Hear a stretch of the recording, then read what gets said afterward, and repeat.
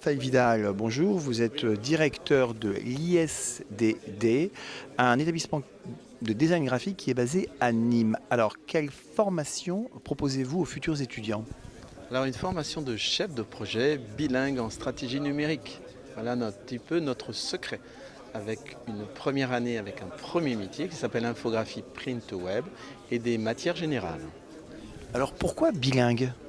Bilingue parce que les métiers du numérique sont parfaitement bilingues. Bilingue parce que le retour au travail sur les pays européens et mondiaux, c'est plutôt l'anglais qui passe. Et que l'Internet est un outil qui s'exprime sur le plan international.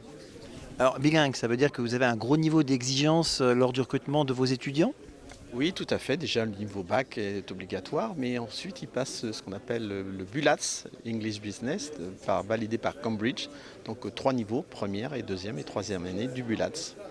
Alors, on va dire pour un terminal qui a un niveau moyen d'anglais, ça passe? Tout à fait. D'ailleurs, on fait de l'anglais à la carte. C'est-à-dire qu'il y a un premier travail collectif, c'est partir en voyage ensemble et on n'a pas tous le même niveau. Les adultes qu'on part en voyage ensemble sur la langue anglaise et pourtant on arrive à trouver un hôtel et tout, voilà, etc., etc. Et ensuite un travail en FOAD, formation à distance, mais en présentiel avec nous. C'est-à-dire que là, c'est un test individuel et chacun travaille son niveau technique d'anglais et son niveau général en collectif. Alors, pendant les années de formation, y a-t-il beaucoup de formations pratiques et beaucoup de stages en entreprise?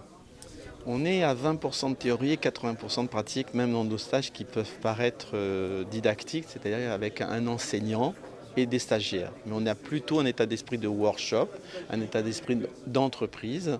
On a un peu cette technique d'école dynamique pour lequel effectivement l'étudiant est plutôt une force de proposition plutôt qu'une force d'avaler et de...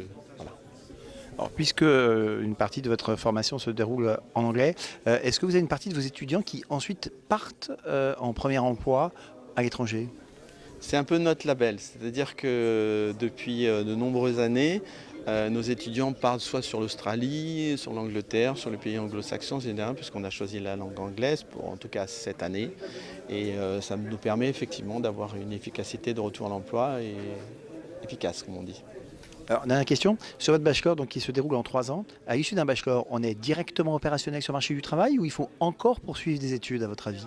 On est opérationnel dès la première année du bachelor puisqu'elle est validée par une RNCP, notamment sur le premier métier qui est infographie print web de première année, avec les matières générales anglais, développement personnel et communication et stratégie, qui est le tronc commun sur les 3 années.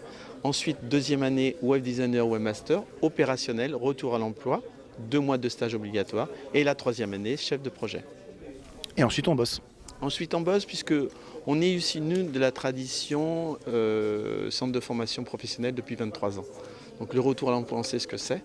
On a été formé. C'est à force d'écouter des jeunes qui venaient chez nous avec un bac plus 3, on s'est dit, nous allons faire notre bac plus 3, notamment la création du bachelor. Raphaël Vidal, merci.